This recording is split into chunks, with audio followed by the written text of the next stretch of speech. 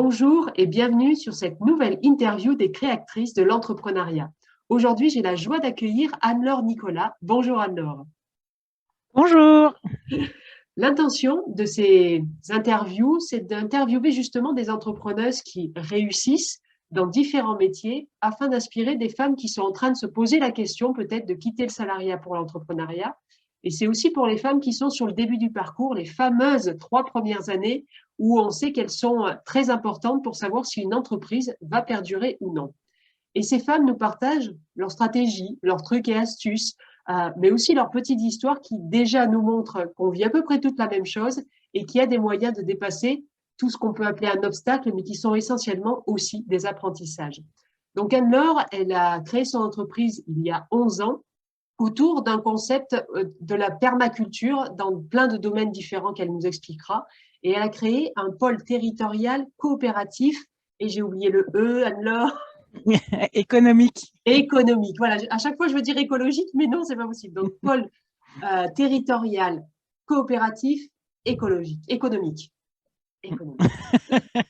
Et donc, Anne-Laure, elle va nous partager l'évolution de son entreprise, puisqu'au départ, elle a commencé, on va dire, toute seule. Et puis, au fur et à mesure, ça s'est développé. Et désormais, en fait, il y a 4 structures qui sont dans ce pôle, pas sous, mais dans ce pôle de coopération économique. Donc, Anne-Laure, est-ce que tu peux te présenter un peu plus et un peu mieux que ce que je viens de faire et nous dire ton actualité du moment?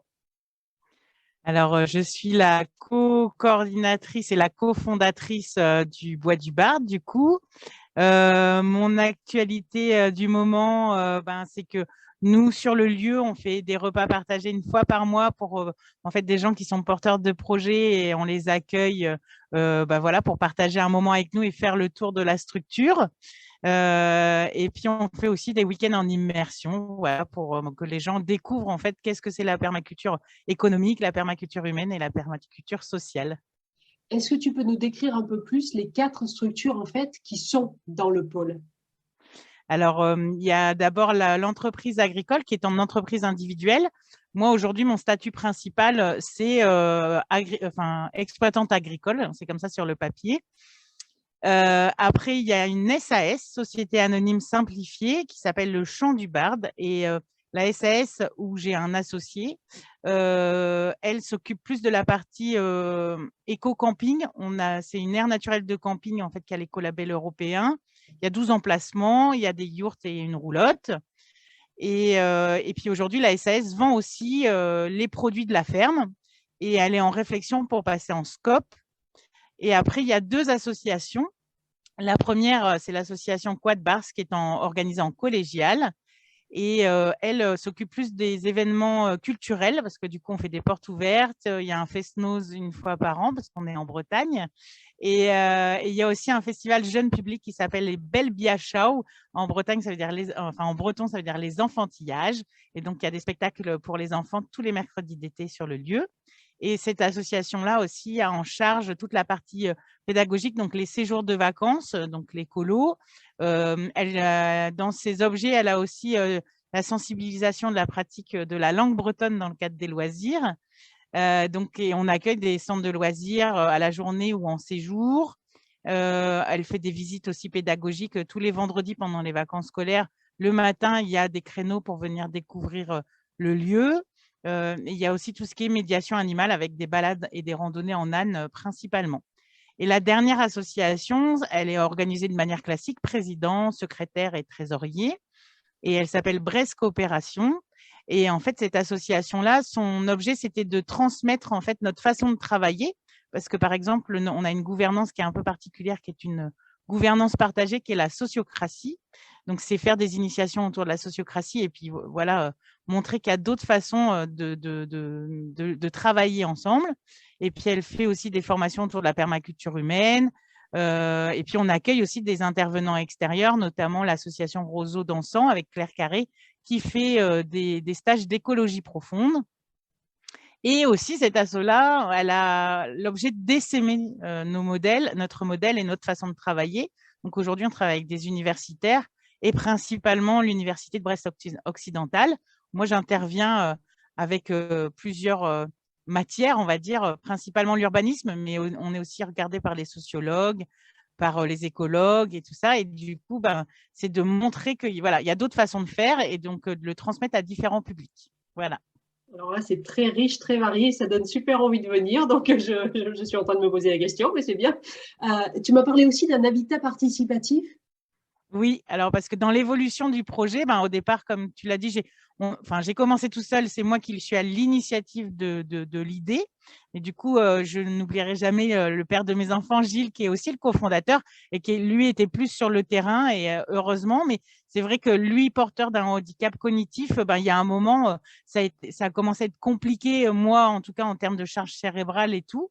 Donc, on a ouvert le lieu progressivement, bah, d'abord à l'accueil de woofers. Par exemple, les woofers, ce sont des gens qui adhèrent à Woof France, qui est une association française et puis mais internationale aussi. Et donc, en échange du gîte et de l'hébergement, ils partagent nos vies et nous aident dans notre quotidien. Et puis après, on a eu des salariés associatifs aussi. Et puis après, ça a été comment, parce qu'on vit dans un lieu qui est extraordinaire en Centre-Bretagne, et comment partager notre vision de la vie avec d'autres gens. Et on est devenu un habitat participatif.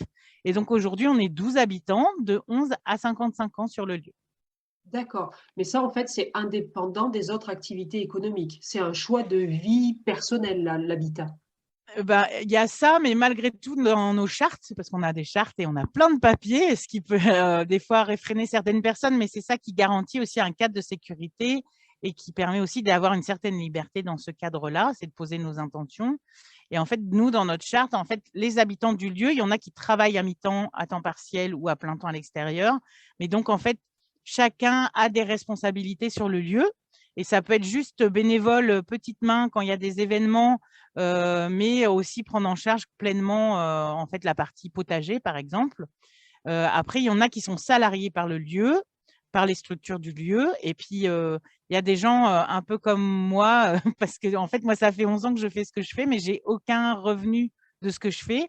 Parce que l'argent que je pourrais avoir comme revenu, les bénéfices en fait de la structure économique principale, donc qui est l'exploitation agricole, ben, en fait, comme on n'a pas eu de grosses subventions au départ ou même on n'a pas pu faire de gros emprunts, on est tout le temps en train d'aggrader le lieu et d'améliorer nos conditions de travail. Et en fait, j'ai préféré utiliser cet argent-là pour aggrader le lieu plutôt que moi me payer parce que ben, j'ai la chance que quand même certains frais du quotidien passent sur les frais professionnels. Et puis, voilà, on est autonome pardon, sur beaucoup de choses. Donc, du coup, ça m'allège mon poids de mes besoins financiers au quotidien. C'est tout un concept de vie, tant personnel que professionnel, en fait, ce pôle. Oui, bah, en fait, moi, je dis toujours, moi, c'est ma vie et ça a du sens pour moi. Et que du coup, il n'y a pas pour moi, en tout cas, je ne peux pas parler pour les autres personnes du lieu, mais moi, je ne fais pas de distinguo entre le pro et le pro et le perso, parce que c'est ma vie, en fait. Et c'est ça, tout ce que je fais a du sens tous les jours. Et même dans les périodes, parce que j'ai quand même fait un burn-out, mais parce que j'ai 3 enfants et que des fois, la charge mentale a été très importante, mais du coup, c'est un burn-out de charge mentale plutôt que de non-sens. Mais dans ces périodes-là qui ont été assez éprouvantes cérébralement, c'était plus, je savais où j'étais et que j'étais à ma juste place et que le matin, j'avais pas trop de mal à me lever parce que j'aime ma vie, tout simplement, quoi. D'accord, wow, c'est super. Donc, tu es entrepreneuse depuis 2011. Avant, tu as été salariée? Oui, alors, mon parcours est principalement axé autour de l'éducation populaire parce que je suis animatrice à la base et directrice après de séjours de vacances. Donc beaucoup embauchée par des assos. J'ai fait 2 ans d'assimilé fonctionnaire en tant que responsable enfance et en fait, là, je me suis dit que ça ne me correspondait pas du tout parce que autant dans les assos, quand on est responsable, on est très, très autonome, quoi. Les membres des bureaux, souvent, nous laissent carte blanche. Enfin, moi, en tout cas, les assos que j'ai eus, et j'ai eu cette chance-là incroyable où voilà, ils avaient confiance, je leur montrais des programmes, ils me disaient mes budgets, on faisait des points réguliers sur les projets, mais je faisais vraiment ce que je voulais, mais comme une entrepreneuse au final. Mais quand la compétence a été reprise par la collectivité, là, par contre, j'ai quand même beaucoup souffert parce que mon esprit d'initiative, en fait, n'était pas entendu, reconnu, et j'avais plutôt le sentiment qu'on venait me contrôler tout le temps, que voilà, il fallait que je rende des comptes, mais c'était des fois des comptes, j'exagère un peu, mais c'était sur la couleur du PQ presque. Enfin, je sais pas, mais je trouvais ça lourd en fait. Et je comprends que c'est le statut de fonctionnaire peut sécuriser certaines personnes, mais aujourd'hui, je vois aussi beaucoup de gens qui arrêtent, qui demandent des dispos pour réfléchir parce que ça leur convient pas. Et moi, ça m'a vraiment pas convenu, quoi. D'accord, donc ça veut dire que ça a été le déclic pour quitter et créer cette structure-là en 2011, ou il y a eu d'autres déclics? Moi, je pense que c'était déjà là depuis un moment. Et puis, le déclic, je pense que c'était plein de morceaux du puzzle et je pense que ça en a fait partie, hein, de toute façon. Après, dans les trucs, c'était l'accès au foncier. Enfin, voilà, il y a eu plein de choses qui se sont mis ensemble et que c'était le moment, quoi. D'accord. Donc ça veut dire que tu penses qu'il y avait l'idée avant, c'est-à-dire que tu as toujours eu dans la tête le fait d'être entrepreneuse un jour, enfin en tout cas le fait d'être ton propre employeur? Bah, du coup, je ne mettais pas ces mots-là à l'époque parce que j'étais assez jeune, mais j'ai toujours voulu faire ce que je fais aujourd'hui. Ça, c'est sûr. D'accord. Donc toi, tu as souvent, alors moi dans mes accompagnements et beaucoup d'accompagnants font travailler la vision du chef d'entreprise. Toi, finalement, la vision, elle était là et c'est ça qui a dirigé toutes tes Oui. actions pour le créer finalement. En fait, souvent, j'exprime le fait que je savais où je voulais aller. Oui. Donc, j'avais ce point de là, je veux faire ça. Et après, ben, le chemin, il a pris d'autres formes, d'autres couleurs. Il est passé par d'autres paysages que moi, j'avais imaginés. C'est Ouais. les rencontres aussi. Je dis souvent que bah, c'est les gens que j'ai rencontrés qui m'ont fait aussi et qui ont fait le projet tel qu'il est aujourd'hui. J'avais une sensibilité assez écolo déjà dès le départ, mais moi, je suis bretonne d'adoption. Ça fait 20 ans que je vis en Bretagne et c'est un choix de vie aussi pour moi. Mais en Bretagne, ben, moi, j'ai voyagé un peu en France avant. Je trouvais qu'en Bretagne, quand même, il y avait beaucoup de choses autour de l'éducation à l'environnement. Il y a beaucoup d'agriculteurs bio, par exemple, mais parce qu'il y a aussi beaucoup d'agriculteurs conventionnels. Et du coup, en réponse, voilà, il se passe ça. Et en fait, c'est tous les gens que j'ai rencontrés autour de moi qui ont, et puis tous les gens qu'on accueille, en fait, posent leur marque et en fait, me font réfléchir et me disent, sont des indicateurs aussi pour ce que je veux faire, en fait. C'est-à-dire que ta vision, elle a évolué quand tu dis, tu savais ce que tu voulais faire, mais ça a quand même bougé, ce que tu veux faire, ce que tu veux atteindre. Euh, enfin, aujourd'hui, notre raison d'être, nous, au Bois du Barth, c'est la transmission des transitions. Alors, on a utilisé ces gros mots-là parce que ça parle aujourd'hui, Oui. mais dès le départ, il y a eu une ferme agricole avec une association d'éducation populaire pour transmettre, parce que la pédagogie, pour moi, c'est important. Moi, je suis animatrice poney de formation au tout départ, et je trouvais que le poney était un outil. Alors, je mets des guillemets, hein, parce que ce n'est pas un outil, c'est bien un animal, mais moi, je le voyais comme un outil pédagogique aussi de connaissance de soi, parce que grâce à l'animal, on apprend à gérer ses peurs, à communiquer avec l'animal, mais aussi, c'est un animal qui nous emmène dehors et qui nous permet de mieux appréhender son environnement. Mm. Et il y avait vraiment cette volonté-là dès le départ. Donc, je pense que ça, je l'ai toujours en ligne de mire, mais c'est que ça a pris des chemins différents et parfois, des fois, un peu alambiqués aussi, parce que la vie, ben, on aura toujours prévu des trucs. En fait, ça se passera pas toujours comme on veut. Mm. Et que du coup, ben, c'est aussi accepter ça dans son cheminement. Ben, le chemin, c'est pas le même, mais le point d'arrivée, il va être le même. En fait. Enfin, voilà. Je sais pas si je m'explique bien, mais Si, tu t'exprimes très bien sur ça. Ça veut dire que tu as en toi la capacité à te dire, peu importe le moyen, c'est le but qui compte? tant que ça reste dans mon éthique, ouais, tout à fait, ouais. D'accord, Parce oui, que en pardon. fait, Oui. et puis le moyen, c'est au-delà de ça, c'est enfin, moi j'ai quelqu'un que je connais qui me dit toujours, Anne-Laure, j'ai eu beaucoup de difficultés, il s'est toujours, enfin 11 ans, il s'est passé beaucoup de choses, familiales, personnelles, professionnelles. Et je vais prendre un exemple.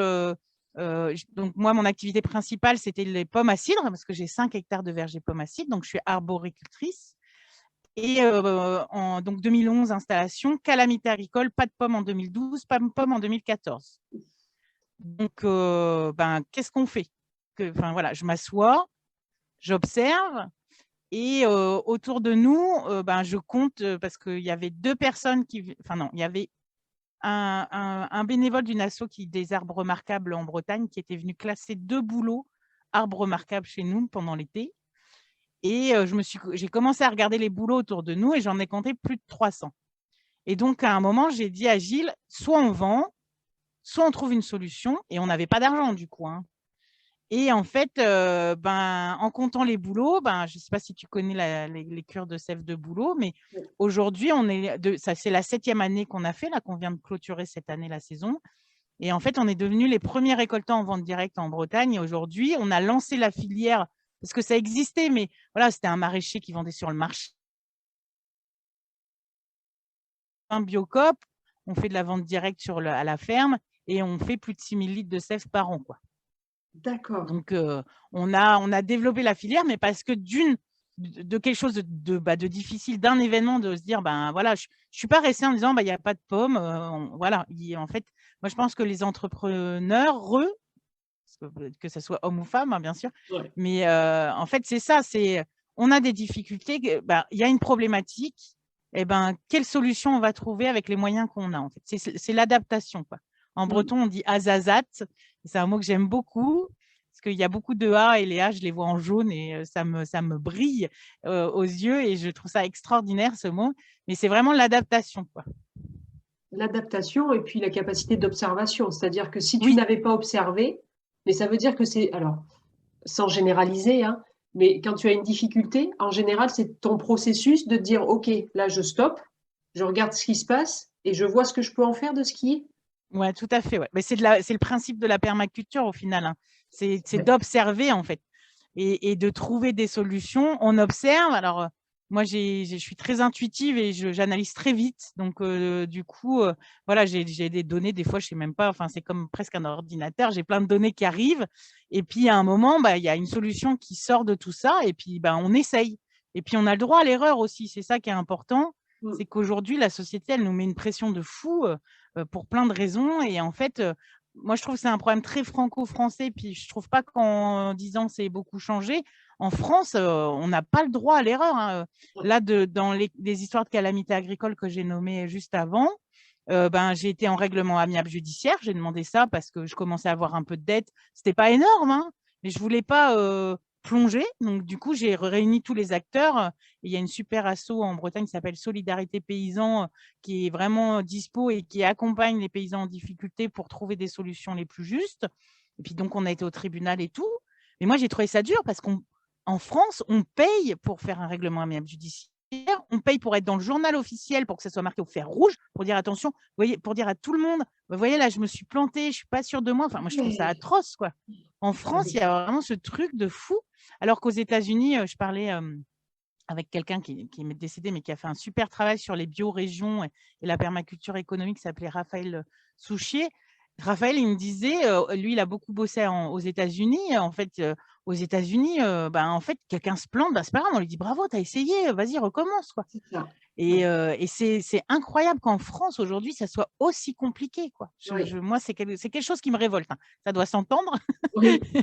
Mais tu n'es pas la seule tu es pas la seule à être révoltée sur ça, et surtout avec ce comparatif qui est maintenant flagrant, puisque Internet nous met les autres réalités sous la vue, quoi, facilement.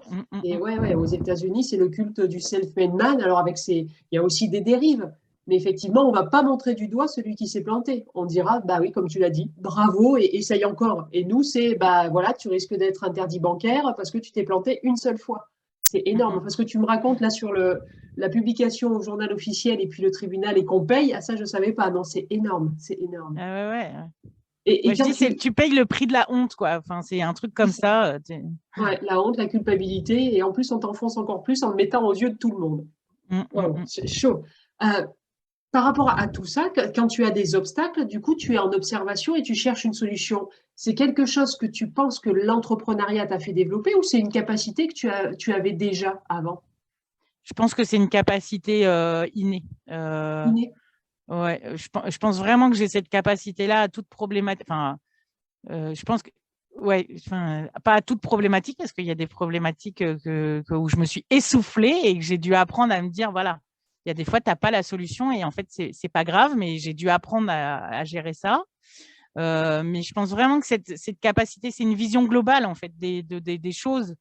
Et nous, du coup, dans les habitats participatifs et sur les écolieux aujourd'hui, si tu connais un peu, il y a beaucoup de discussions et d'échanges autour des leaders et du leadership et des personnes sources, donc les personnes qui entreprennent. Hein. Et du coup, moi, je trouve que bah, voilà, on a une vision globale. Moi, je donne toujours cet exemple du bateau où on décide ensemble où on va, parce que là, le collectif, bah, ils adhèrent à notre raison d'être qui est la transmission des transitions. Donc, du coup, tout le monde, qu'il soit sur la partie économique ou sur la partie habitat, va vers cette destination du bateau. On choisit ensemble la forme du bateau, si c'est à voile, à moteur. Bon, on est écolo, on va mettre des voiles, la couleur, tout ça. Et puis, le leader, c'est même pas lui qui tient le gouvernail. Hein. Des fois, il est en haut du mât.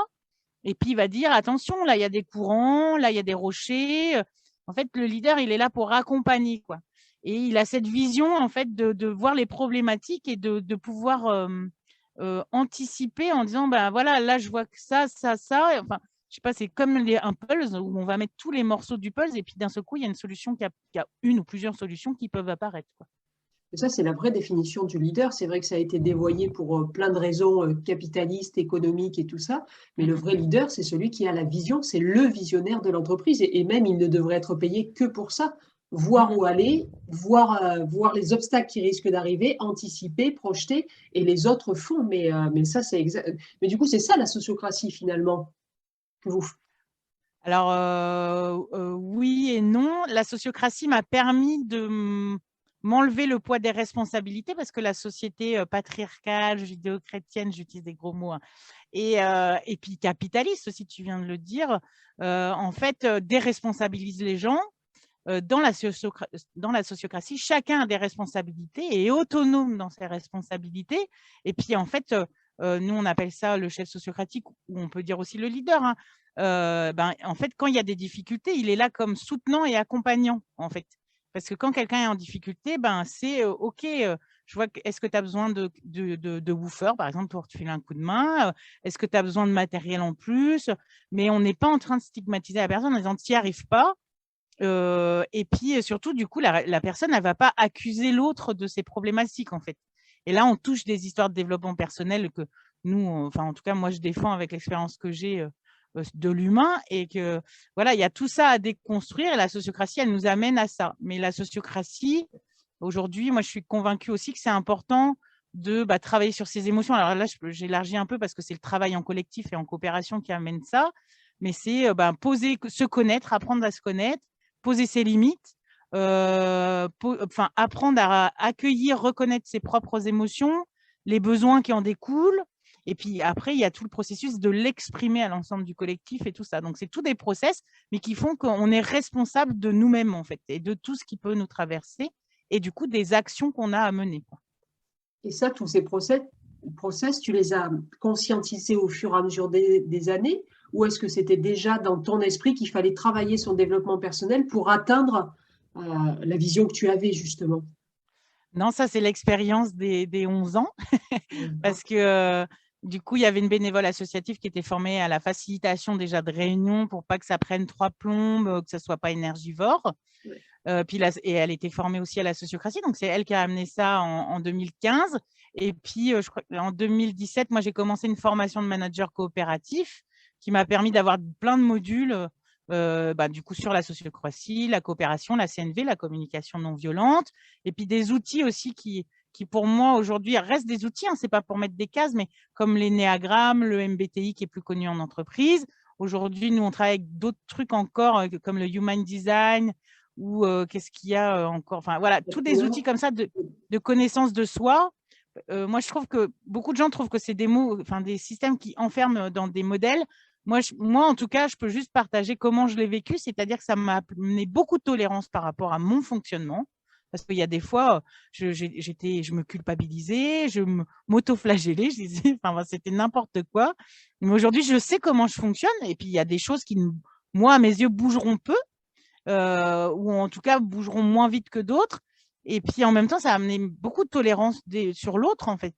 Parce que quand tu vois qu'il y a toutes ces différences-là de fonctionnement, de vie, et qui sont liées juste à qui tu es en tant qu'individu, Et ben, du coup, ben, quand quelqu'un, on sait qui. Moi, je vais prendre un exemple, c'est par rapport à mes enfants, par exemple. Quand on a des enfants, on voit bien on en a plusieurs, ils fonctionnent tous différemment. Ma dernière, quand elle sort de sa chambre, quand elle était petite, jusqu'au salon, on voyait tous ses jouets, quoi. Enfin, c'était le petit poussé, alors que les autres, ils étaient quand même plus soigneux et tout ça. Et en fait, en énéagramme, elle est 7, c'est les épicuriens, quoi.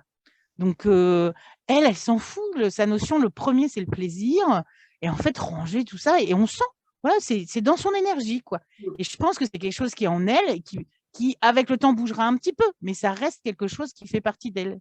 Et quand tu comprends ça, ben, tu ne vas pas demander à quelqu'un, enfin, tu vas le poser, tu vas dire, moi, j'aurais besoin que ça soit plus propre, mais tu l'exiges peut-être moins parce que, et toi, ça t'amène de la douceur. Enfin, moi, c'est comme ça que je le vois, en tout cas. De la douceur, de la bienveillance, de la tolérance, comme tu as dit, Mm. parce que tu sais comment ça fonctionne et surtout, par ton développement personnel à toi, tu as compris qu'on était tous différents et que encore plus dans une structure comme vous, c'est plutôt à valoriser les différences plutôt qu'à essayer de lisser. Enfin, j'imagine qu'il faut que vous soyez complémentaires dans une structure comme ça. Ben, tout à fait, ouais. Bah, du coup, ça, c'est les notions de permaculture humaine où chacun a des compétences innées. Mm. Ces choses-là, on peut les retrouver dans beaucoup de peuples autochtones du monde entier, en fait.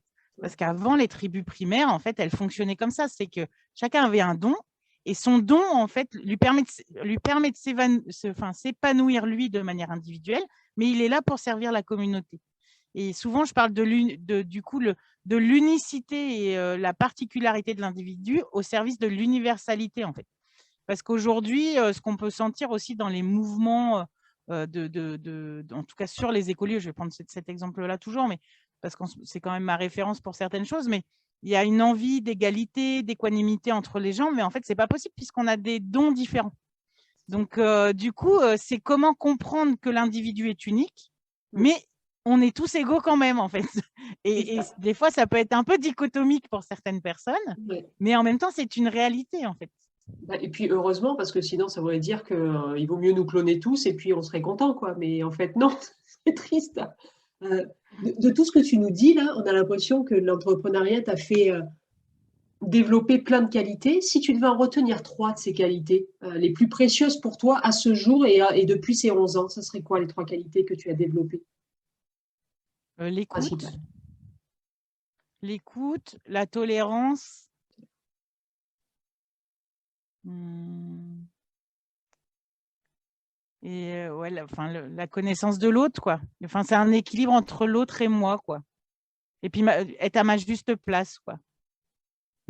C'est une qualité pour toi d'être à sa juste place ou c'est le résultat? Ben, je pense d'en avoir conscience. Est-ce que c'est une qualité être aligné, quoi. Aligné, peut-être. Je ne sais pas si Être c'est une aligné. qualité. Ouais. Parce que je ne le Bah, suis pas plus tous en les plus. jours, hein, mais, Ouais. mais je le suis régulièrement.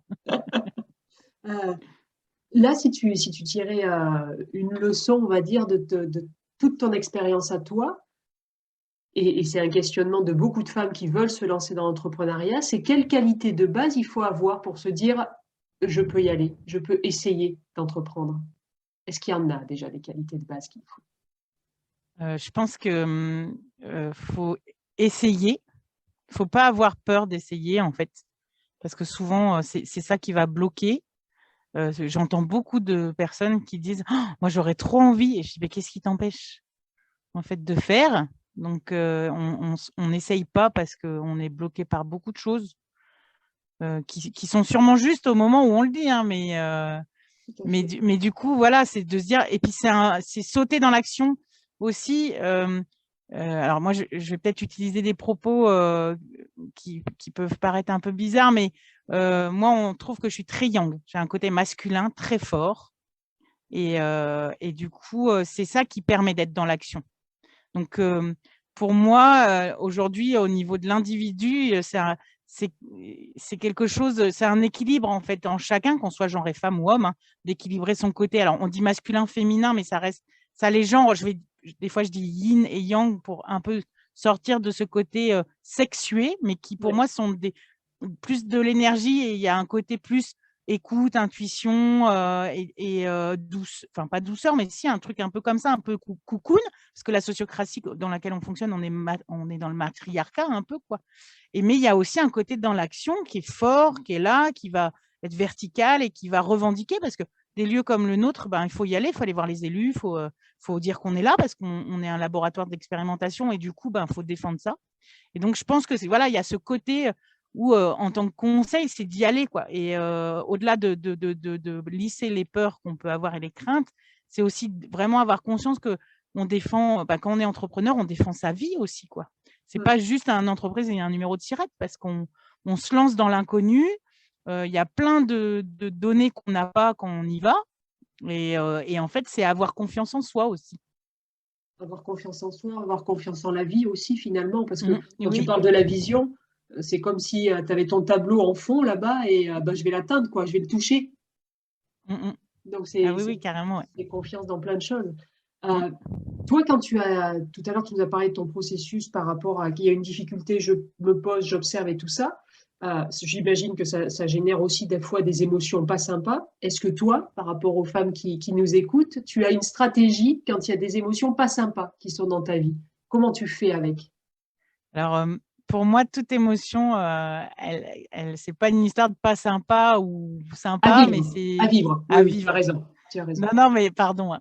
Mais parce que moi, je suis quelqu'un. Alors, avec le temps, je suis moins sanguine, on va dire. Mais voilà, je sais me défendre. Et souvent, une des émotions qui peut m'animer assez vite, c'est la colère. Donc, ça D'accord. peut paraître pas sympa, mais moi, j'ai fait 2 ans, 2 ans et demi de thérapie Gestalt aussi, et c'est une thérapie holistique.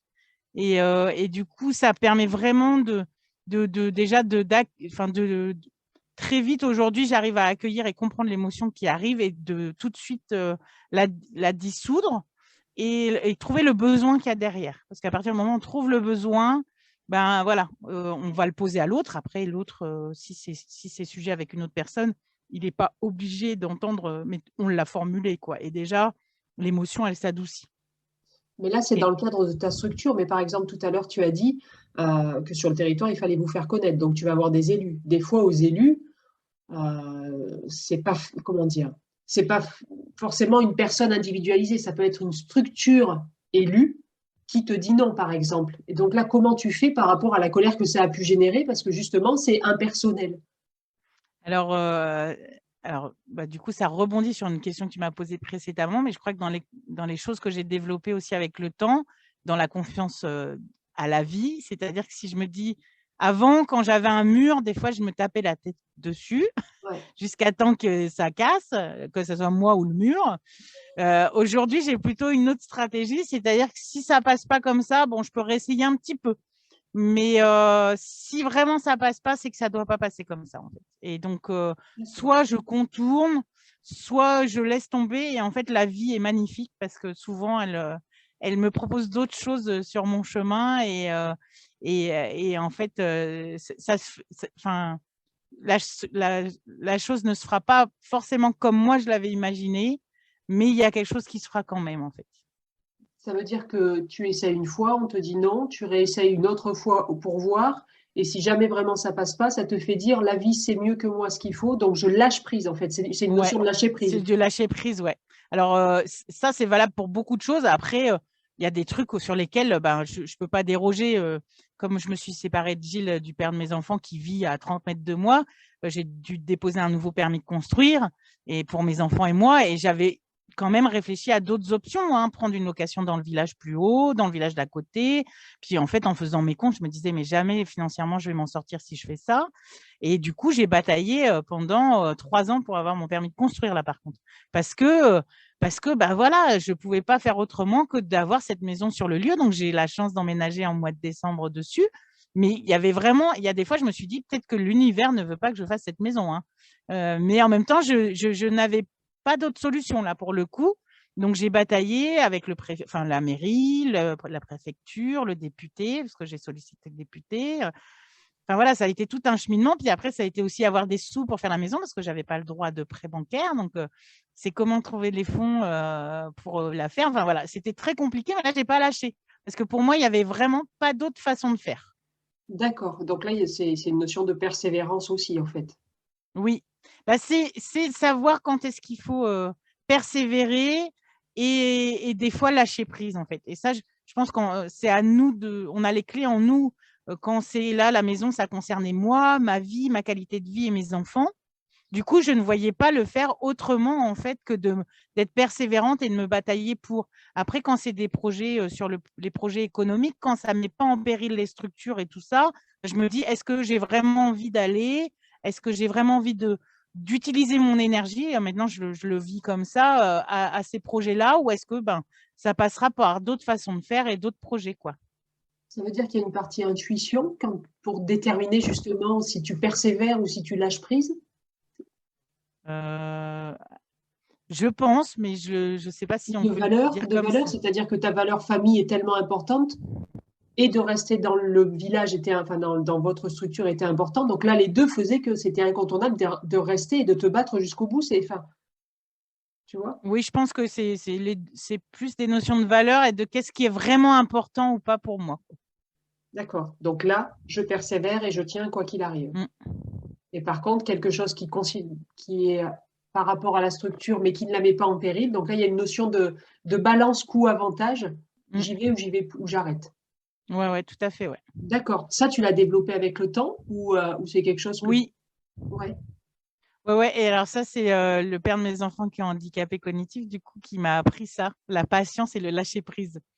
Parce que Gilles, des fois, on était partis pour bosser ensemble sur la ferme, et puis il arrive avec le tracteur, machin, et puis il dit, oh zut, j'ai oublié un tournevis en bas. Donc, il redescend et je pouvais l'attendre une demi-heure, trois quarts d'heure et tout. Et donc, voilà, c'est comment. Alors, moi, je bouillais au début. Hein. J'étais, ah, putain, qu'est-ce qu'il fout? Nanana, nanana. Et puis, je râlais, quoi. Et puis, à un moment, tu vois, je vois les nuages passer et il m'a appris ça. Bah, c'est pas grave. Est-ce que là, il y a des urgences? Non. Est-ce que tu as envie de courir après lui? Non plus. Bah, là, je suis bien. Il pleuvait pas. Enfin, je pense à un certain jour, surtout, où je pense que j'ai eu un petit déclic, où j'étais assis sur un bloc de granit et puis il y avait des nuages sur un ciel bleu. Bah, en fait, tu vois, je me suis pour profiter. intériorisée. J'ai profité de l'instant présent et en fait, c'est comme ça que j'ai appris à lâcher prise et de voir qu'est-ce qui était important ou pas, quoi, je pense. D'accord. Ouais, c'est une belle leçon de vie. Et puis, l'histoire a l'air vivante, tu vois, ça me fait les frissons. Donc, c'est chouette, c'est chouette. Euh, pour cette vie d'entrepreneuse, alors assez atypique quand même, puisqu'il n'y a pas la notion capitaliste, comme tu l'as dit, c'est quoi tes trois plus grandes joies dans cette vie depuis 11 ans? Être libre de mon temps, parce que même si j'ai des contraintes d'agenda, mais c'est moi qui me les impose par rapport à des rendez-vous, par rapport à mon rythme quotidien, c'est que aujourd'hui, c'est mes enfants qui m'imposent les vacances et les week-ends parce qu'ils rentrent de l'école et tout ça. Mais sinon, pour moi, il n'y a pas cette temporalité-là parce que je travaille quand j'ai l'énergie de travailler et quand je le pose. Et puis aujourd'hui, je m'accorde aussi ce truc où des fois, quand je suis fatiguée, et ben, quand là, je repense à une réunion parce que je faisais partie du conseil de développement de mon territoire et où j'ai arrêté parce que ça allait trop vite pour moi. Il y avait beaucoup d'échanges de mails et tout, et j'avais envie de m'impliquer en tant que citoyenne, mais je suis sur une autre temporalité maintenant, et en fait, je me dis, bah non, ça va trop vite, et de dire à l'autre, clairement, pour moi, ça va trop vite, quoi. Et que c'est pas que ça m'intéresse pas, mais là, je peux pas, quoi. Ça ne va pas avec ma qualité de vie. Donc, Le, être libre, ouais, d'avoir cette liberté-là d'expression et d'être assez sûr de moi pour le poser et assez confiance en moi pour le poser à l'autre aussi et pas et que s'il me juge ou tout ça, en fait, c'est pas grave. Moi, ça m'appartient et lui, ça lui appartient, quoi. Donc, je pense qu'il y a cette notion de liberté qui est assez prégnante.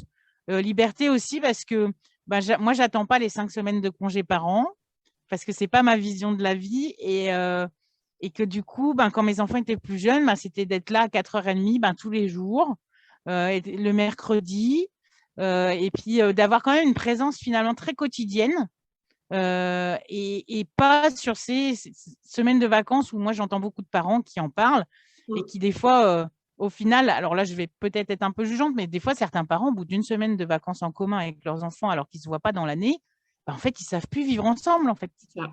Et donc, ça crée beaucoup de tensions et des fois, ça peut ôter du plaisir à partager ce temps-là, quoi. Donc, et d'avoir ce temps avec ses enfants, moi, ça a été précieux. Bon, maintenant, ils sont plus grands parce que ma dernière a 11 ans et mon aîné va avoir 17 cette année.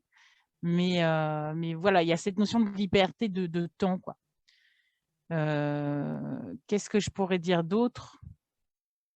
Je pense que c'est la primordiale au final. Liberté de temps et qui en... liberté d'être, en fait, de ce que Oui, tu dis. Quand tu dis ouais, la capacité à dire non à quelqu'un, c'est que tu as appris à t'affirmer et du coup, tu es toi. Enfin, c'est ça? oui, je pense que c'est ça. Ouais. Oui, puis de dire non à l'autre, mais en lui expliquant aussi, parce que je pense que c'est un aboutissement. Enfin, moi, je me rappelle au mois de janvier où j'ai dit, bah non, je suis fatiguée. J'ai très envie de venir, mais en fait, j'écoute mon corps et que, en fait, juste là, d'aller à une réunion où on va être 20 autour d'une table et tout ça pendant 2-3 heures, bah, ça va être trop pour moi, en fait. Donc, c'est aussi apprendre à se recentrer sur ses envies, parce que des fois, on fait des choses par obligation, en fait. Mm, mm.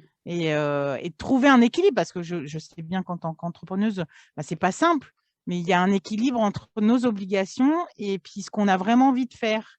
Et je pense qu'au tout départ, comme je suis multipotentielle, je voulais faire beaucoup, beaucoup de choses. Et j'étais très dissipée. Voilà, je noyais mon énergie dans plein de choses. Et au final, bah, avec le temps, j'ai appris à recentrer sur mes priorités. Et parce qu'avant, quand j'adhérais à Nasso, je voulais aller à toutes les réunions parce que c'était important dans mes valeurs.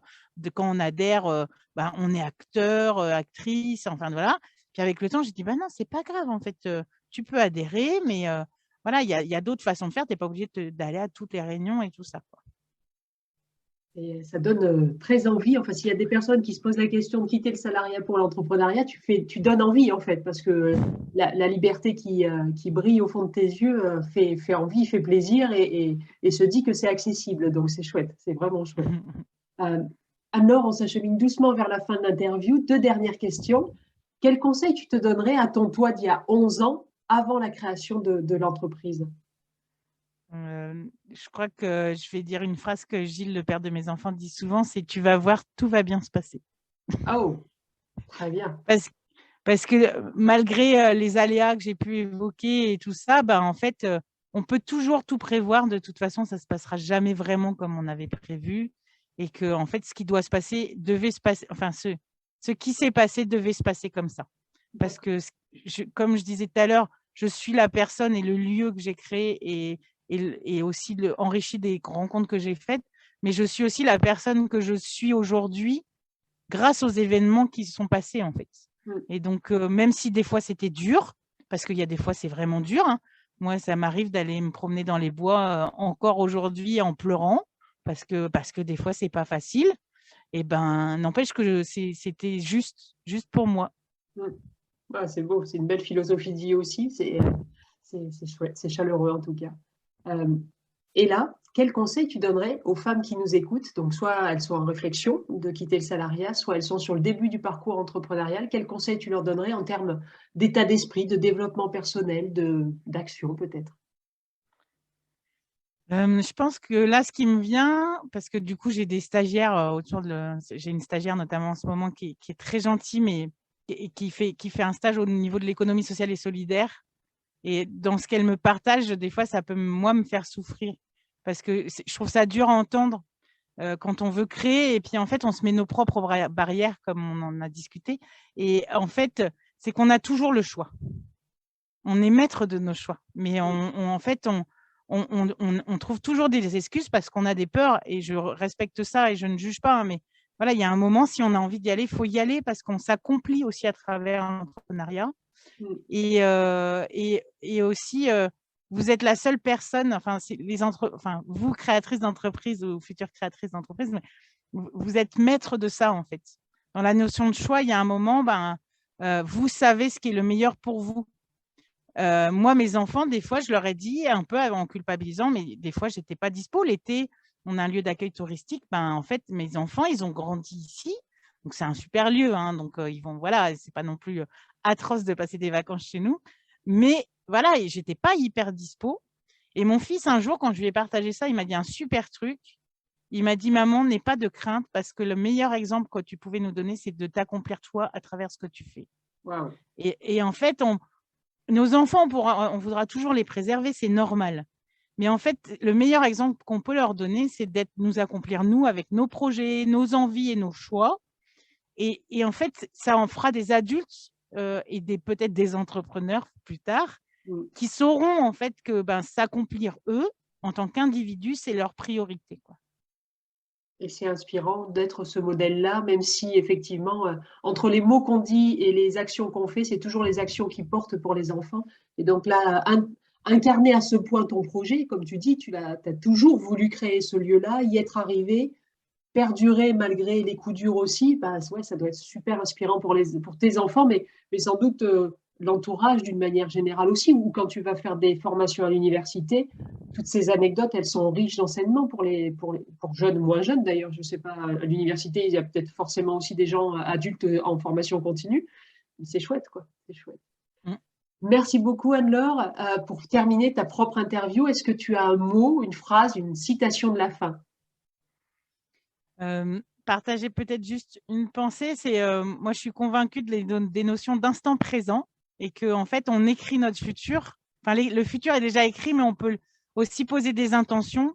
Et plus on travaille, alors il y a des mots, je vais utiliser peut-être des mots un peu barbares, mais tout ce qui est rétrocausalité, physique quantique et tout, en fait, moi j'y crois fortement et mon expérience, surtout d'entrepreneuse, en fait, me l'a vraiment montré et ça se travaille de poser des intentions et si c'est le moment juste, en fait, ça arrivera. Et j'ai cette chance incroyable d'être entourée par des personnes extraordinaires aujourd'hui sur mon collectif. Et parce qu'à un moment donné, quand je me suis réalignée, que ça allait mieux, tout a roulé, voilà, clairement. Et j'aime profondément les gens qui sont autour de moi. Et c'est important d'être dans cet instant-là, quoi. Parce que demain, on ne sait pas de quoi est fait et c'est pas grave. Parce qu'aujourd'hui, on est aujourd'hui. Voilà, j'avais juste envie de partager ça. Ah, c'est génial. Merci beaucoup. Merci beaucoup parce qu'effectivement, la mécanique quantique ou physique quantique indique qu'on est autant déterminé par notre moi du passé que notre moi du futur. Sauf que par définition, le passé est passé, donc on n'a plus la main, à part de le ressasser, donc de le laisser en vie à force de le ressasser, mais ça ne sert à rien. Alors qu'agir au présent, bah, c'est le soi du futur qui peut vivre cette réalité-là. Donc visiblement, tu le mets en œuvre au quotidien. Donc Mhm. c'est très inspirant en tout cas et très, très chouette à entendre pour moi. Donc merci beaucoup Anne-Laure pour cette interview. Ben, merci beaucoup de m'avoir donné la parole, Stéphanie. Mais je t'en prie. Donc pour tout le monde, sous la vidéo, vous trouverez tous les liens pour trouver Anne-Laure, sa structure, peut-être aller passer des vacances dans le camping nature et puis peut-être apprendre la permaculture aussi, pourquoi pas, et toutes les autres activités. Ça donne beaucoup, très envie, le Fest-Noz et compagnie. Donc voilà, merci beaucoup Anne-Laure et puis j'espère qu'on restera en contact et puis à bientôt. À bientôt, merci, au revoir. Merci, au revoir.